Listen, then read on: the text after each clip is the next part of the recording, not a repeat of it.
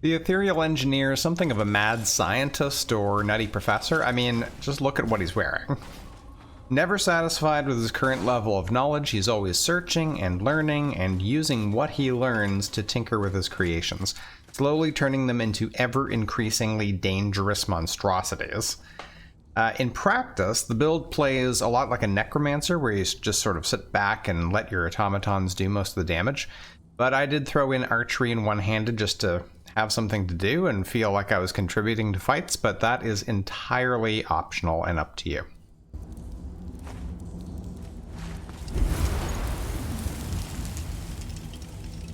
For attributes, I dumped all level ups into health to aid with survivability, considering he has a nearly useless mishmash of armor.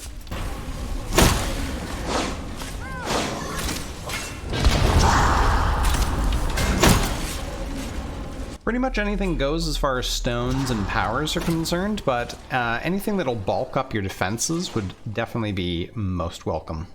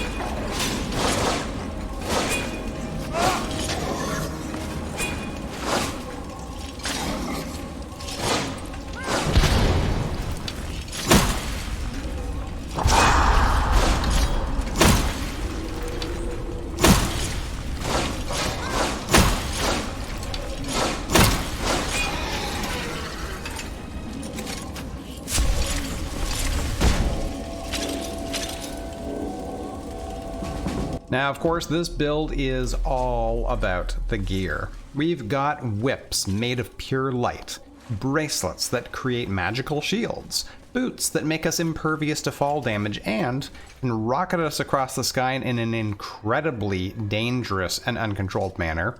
I don't recommend it. But all of that pales next to the heart of this build, the automatons. Throughout your playthrough, you will build everything from simple repair spiders to mechanical dragons of death, as you will see at the end of the video. You even end up with a Dwemer cube home that you can just carry around in your pocket.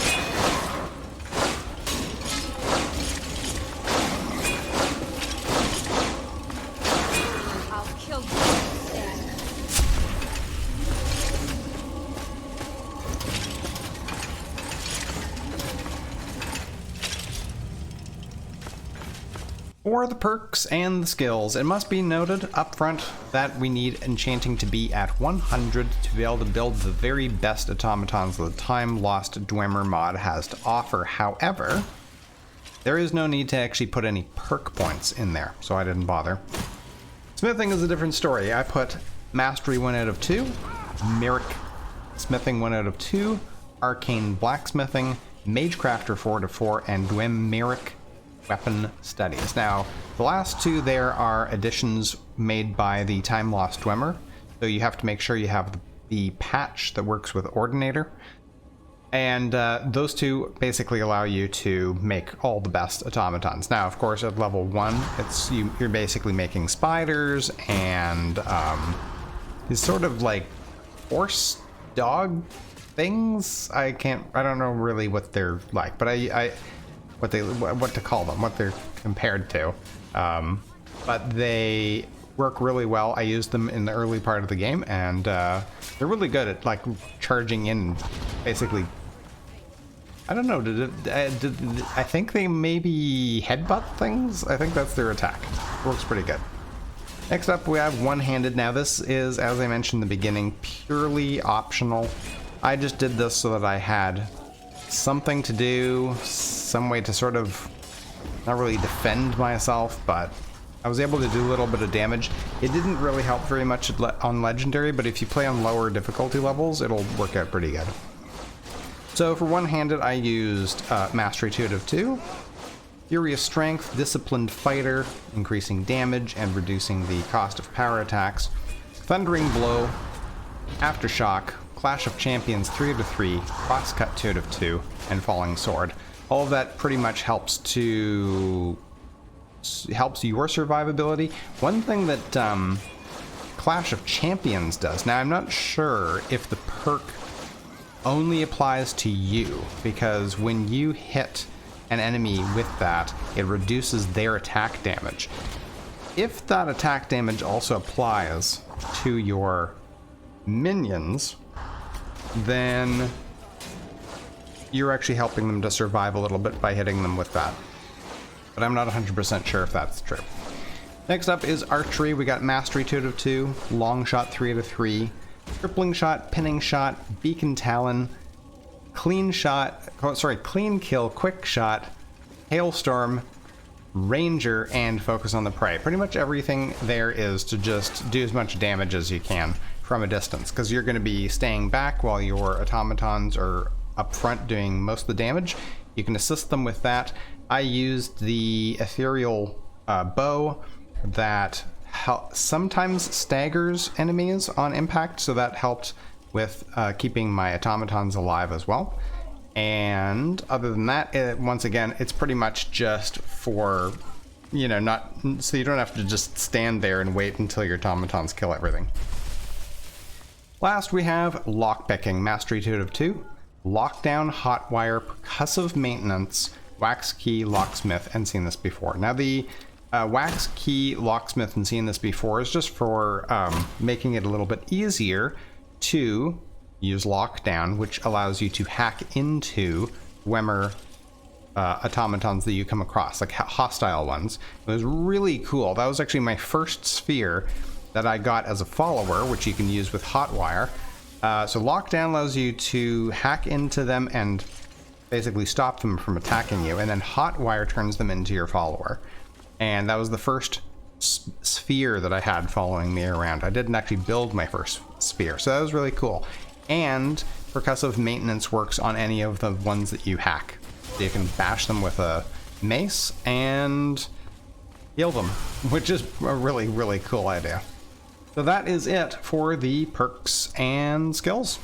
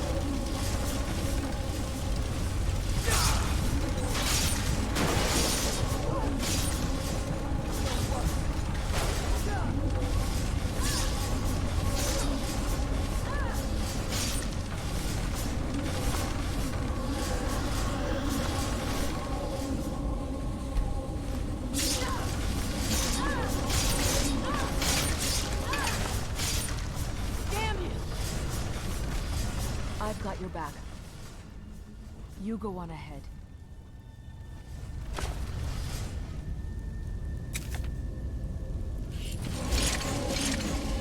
Ready to go.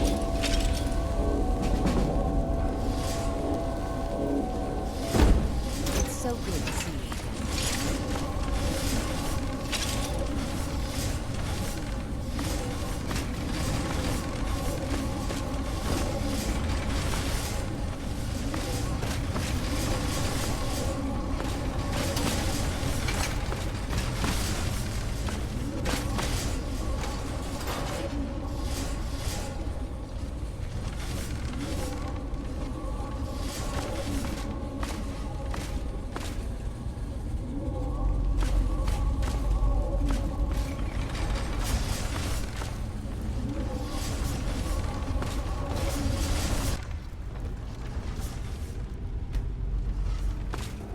We heading out?